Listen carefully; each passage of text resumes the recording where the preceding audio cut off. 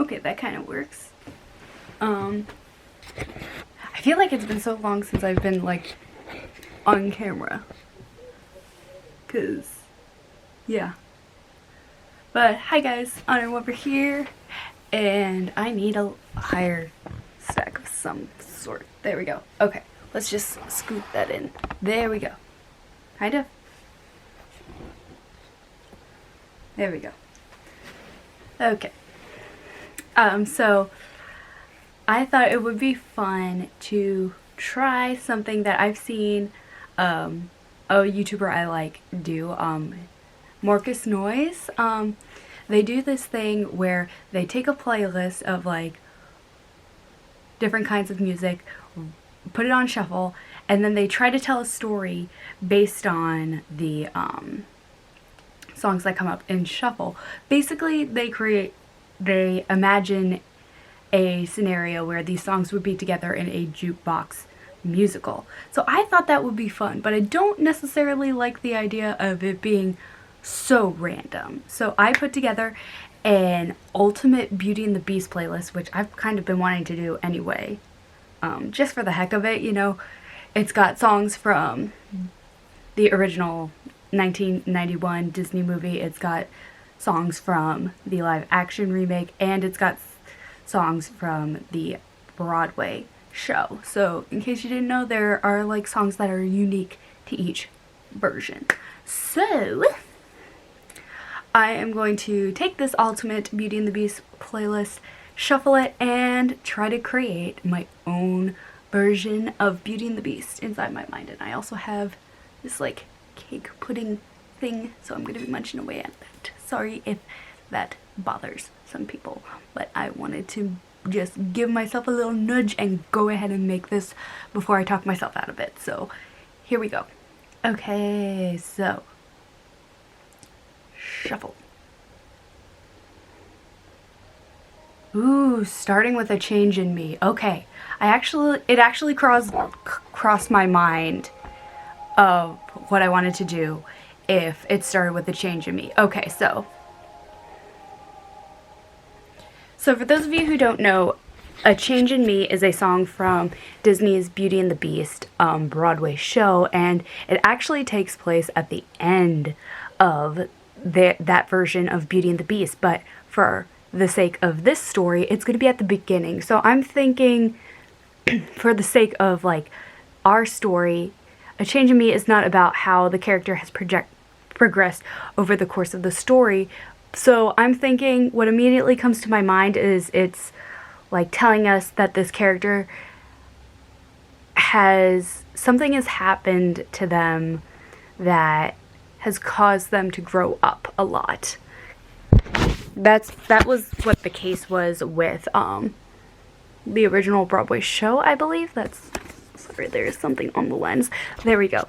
So I'm thinking it's like a character who like maybe it is our Belle, like the Belle of our story, and she is a very young adult. Maybe she just started young adulthood and she's already noticing the little nuanced changes in herself, physically and mentally, that come with becoming a young adult. I think that's kind of like what I want to do with this story. So yeah, this is going to be our introduction to the Belle character, and our introduction to her is that she is seeing a change in herself as she's becoming a young adult. That's what I'm thinking right now. Okay, so that's that.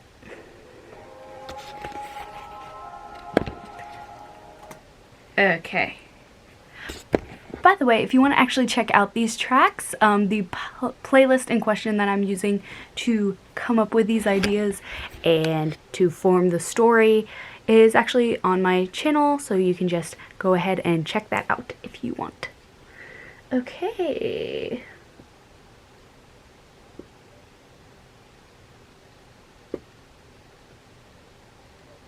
Okay, shuffle on. There we go.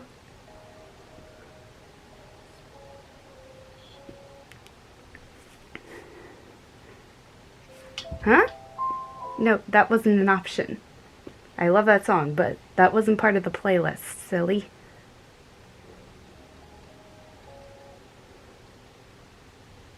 That's odd.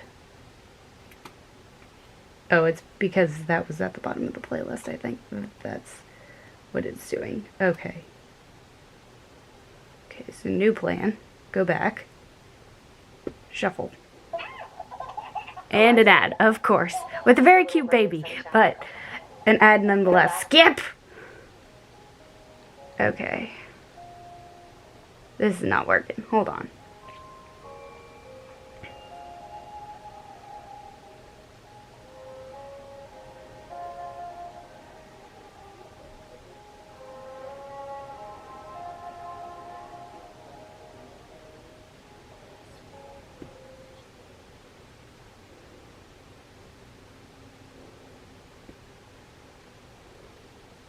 Okay, you know what? I'll go to the top of the playlist, then I'll hit shuffle, and then I'll skip to the next one.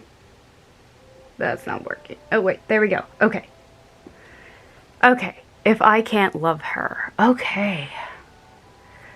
It feels too early for the actual Beauty and the Beast plotline to be going on. So who is saying if I can't love her? Maybe in becoming a young adult, there's like this relative, like I know in like in one of the original versions of Beauty and the Beast, Belle had like brothers. So maybe this song isn't like a man being like, I have to love her because if I don't, I'm not going to break the spell. Maybe in this case it's someone, maybe it's one of Belle's brothers being like, oh, she's changing as she becomes a young adult and I don't necessarily like what I'm seeing.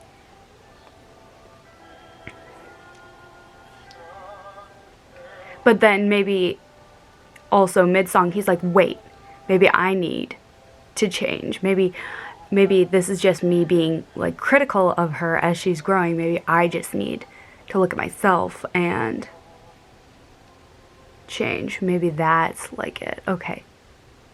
Yeah, because I don't like the idea that we're already like in the castle with the beast after like one song. I don't like that, especially since we have like 19 songs to get through with this playlist.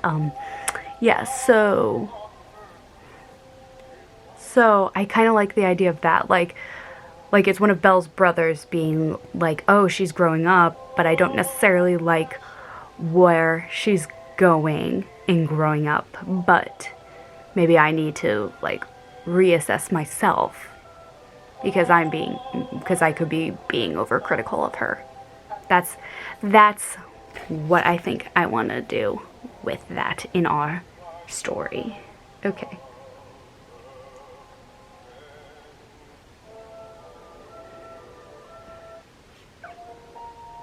Days in the sun. Okay, this grown with time. Yeah. Yeah, that's it.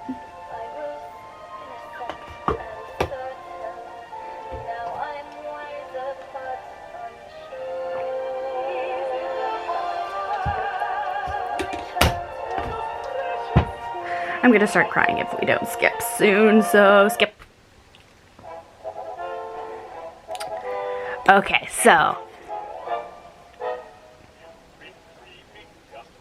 Okay, so after the family is like reminiscing about like days gone by, there's a knock at the door, and it's like the town hotshot, our Gaston character, which is funny because Gaston does have roots in the original story, but he's not named Gaston.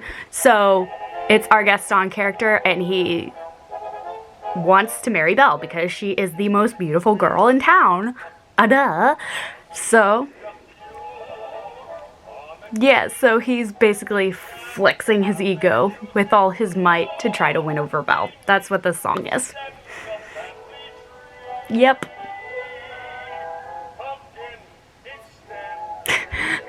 This song is a hot mess, but it's a beautiful sounding hot mess.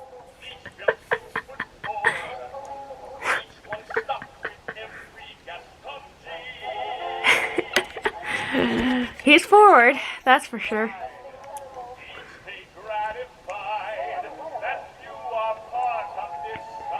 Okay, so skip, what's next? Ooh, be our guest. Oh, so maybe Belle is like about to reject the Gaston character, but instead the family is like, hey, Gaston, dude, the whole town loves you. Come in, we're about to have dinner. So yeah, that's what we're gonna do. Okay.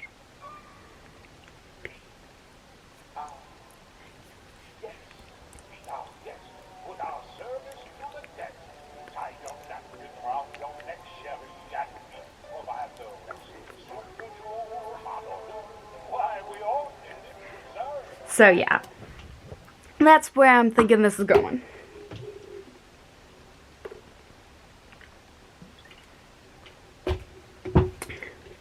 Okay. Skip. Human again.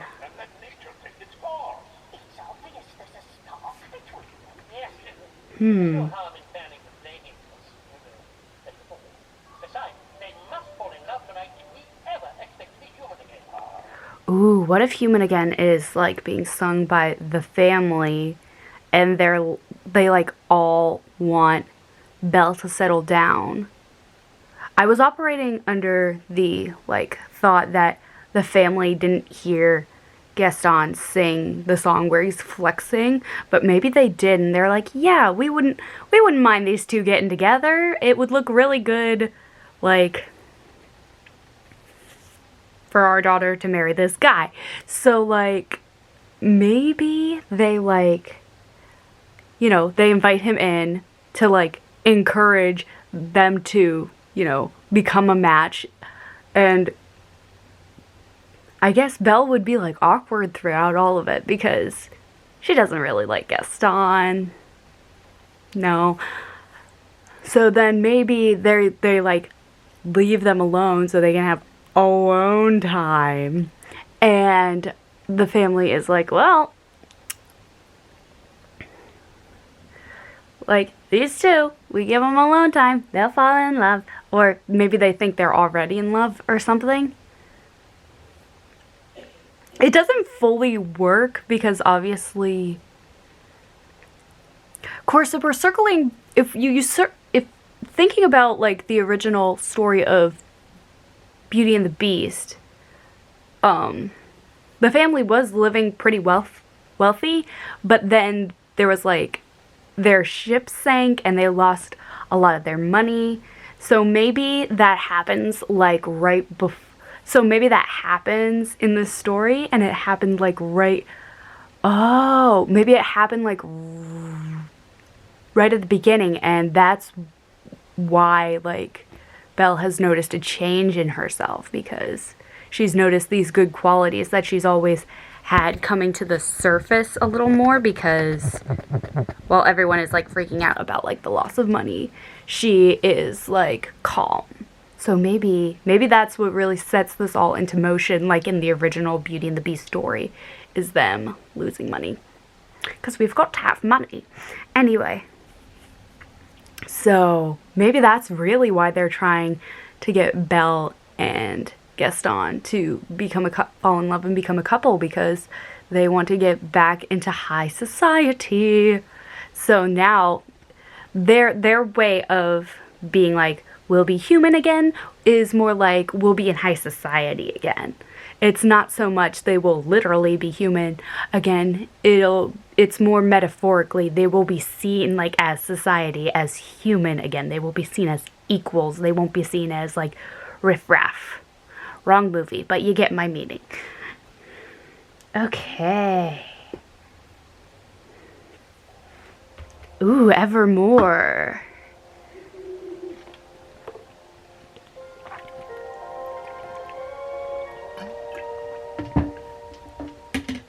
I think our Gaston character is actually going to sing this. What a twist. Okay, but I do like the idea of that. I like the idea of, like, our Gaston character singing this Evermore song. Because, like, storyline-wise, it makes the most sense. It doesn't make sense to, like, have like a random character be introduced with Evermore. So I'm gonna have our Gaston character sing Evermore. But I think that's gonna add a lot of depth to the Gaston character, because usually, even in the original like text, like the Gaston character doesn't really get a lot of depth. He's mostly just a jerky guy who wants what he wants, and he gets it usually. And he's a brat. He's a brat. He's a full-grown brat. But I feel like by giving him a song like Evermore, it's gonna give a lot of depth and be like, oh, okay, he actually does care for Belle, the character, besides just like physical attraction. Like, he actually like genuinely cares about her heart a little bit too. So yeah, okay, I like where this is going. I'm kind of feeling like we might end up giving Gaston like kind of like, I feel like we kind of gotta call him something else, because I feel like the path he's going down, he's not gonna be Gaston by the end of this, I feel like. Well, let's just see where Shuffle takes us, but time will tell. Okay, what's next? Ooh, mob song. Okay, so we get that really deep song, ooh, with Gaston seeing that he does have humanity, and that his feelings for Belle are like more than just like physical attraction. And then there are whispers throughout the kingdom of a beast. A beast has emerged into the kingdom. No one knows why, no one knows how, but there's a beast in the kingdom. And Gaston, because he's like the hero of the town, he has to rally the troops to go fight this beast, because unknown is evil, because we are in a fairy tale. So off they go. And this is his song to rally the troops to go after this beast.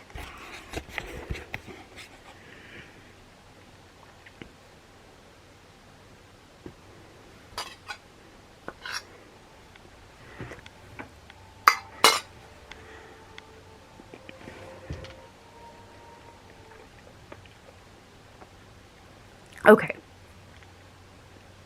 The next song is Home, from the Beauty and the Beast Broadway musical. Okay, so I'm thinking after the beast emerges and Gaston and his crew like go after it, like maybe the beast like was like right in front of, maybe the beast like tore up something or was right there on like Belle's family's doorstep or something. So now Belle sings Home, she feels like her home is different, not only because of like the stuff with their money that happened previously, but now she feels like her home is less safe because of this beast that has gone through the town wreaking havoc and maybe damaged something on her family's property. I'm gonna say maybe now. I don't know if I want that definitely to be a part of it, but yeah.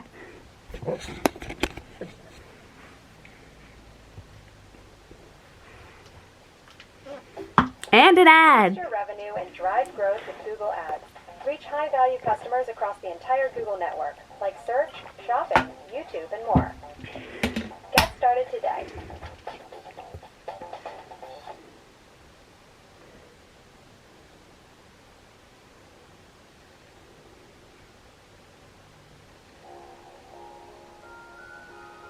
Ooh, Beauty and the Beast.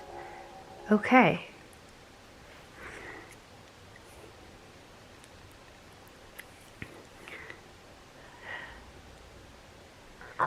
Okay, so how do I want to play this?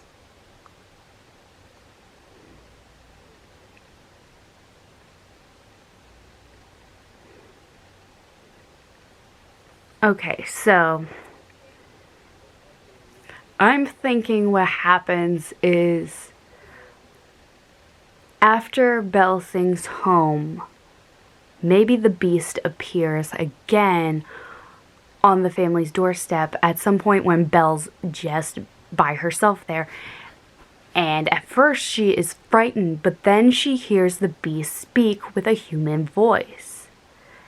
And it causes her to take pause because wait, if this beast can speak, maybe this beast has a heart and a soul too. So Belle opens the door to the beast and he's just like, hey, these guys, they're like hunting me down. I don't want to die. Can I come in? You know, something to that effect. And she's like, I guess. It's like, obviously she doesn't want this guy to die if he, like, has a soul and has a heart. Like, everyone just wants to kill him because he appears to be a beast. So I'm thinking it would kind of be like a moment from like Snow White and Rose Red where they're like, they don't really know him that well, but it's like, well, you're talking, so I guess you have a heart and soul because you're talking. So she would tentatively let him in, I think. And then I think similarly to the story of Snow White and Rose Red, over time they would like get to know each other, they would develop a strong friendship, and maybe even a romantic relationship. I don't know. And that's when this song would play, I think, is like as their friendship and possible romance like is starting to form. Yeah. I think I'll just say it's a friendship for now because we really haven't had time to develop the Beast character yet. So I'm going to say it's just a friendship at this point. Now, as for who's singing this song, I don't think it makes sense canonically for Belle to be singing this song. Maybe her mother is. Maybe, Belle's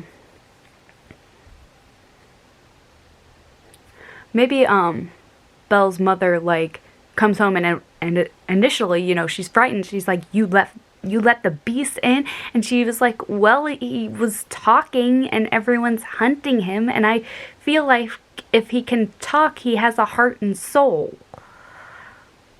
Or some fairy tale logic like that. You know how it goes. Grimm's brother always comes up with something like that. Anyway, so yeah, I'm thinking it would be kind of like that. So like the mom's like singing this song as she's like watching their friendship develop. And as she's like singing this song, it crosses her mind, what if they become more than friends? Would that be weird? Would that be alright? Because he can speak, so if he has a heart and soul, is that alright? You know? Just ideas that are coming to mind. Okay, what's next? A change in me. Again. Okay, but it's not a reprise, so does that count? I think we gotta shuffle again. Or have we been going down the playlist this whole time and I didn't realize? No, we weren't, because there are songs we didn't even get.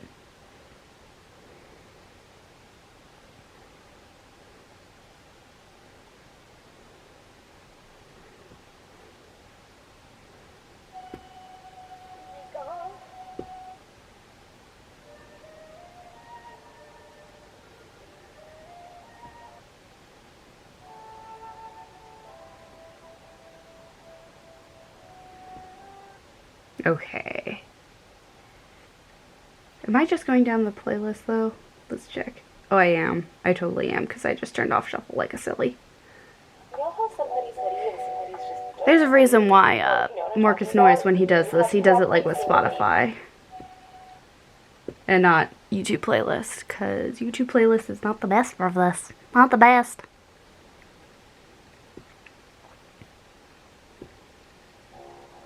Okay, we just have Beauty and the Beast.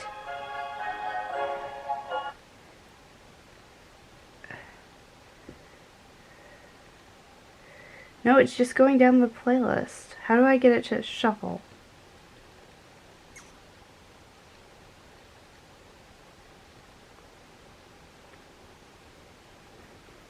know what? Go back.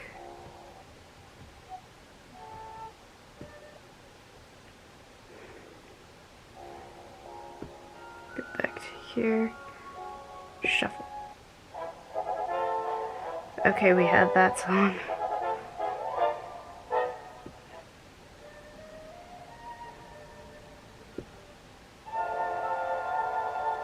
Okay, how long must this go on? Okay. We're finally getting on track with like where these songs actually take place in the story and our story. So, how long must this go on? I'm actually going to give that to the Beast, which is the character that sings it normally. But you know the Beast. I'm going to say that the Beast's curse is similar to in the original story where he's cursed, where he can't even say that he's cursed, because if he says that he's cursed, then the curse becomes permanent and nothing's gonna break it. So, like, they never say that in the Disney version, but I think it's like safe to say, headcanon wise, that it is canon to the Disney movie.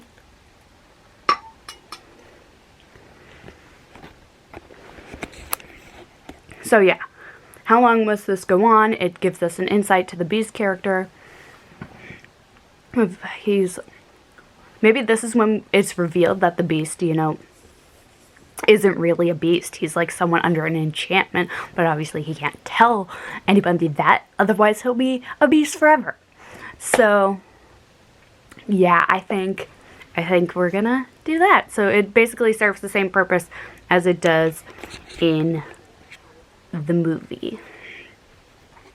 So he's like trying to like tentatively like keep his hope up because he thinks that Belle could be the one to break the spell, but he doesn't want to, you know, get his hopes up because he doesn't want to be disappointed. Okay.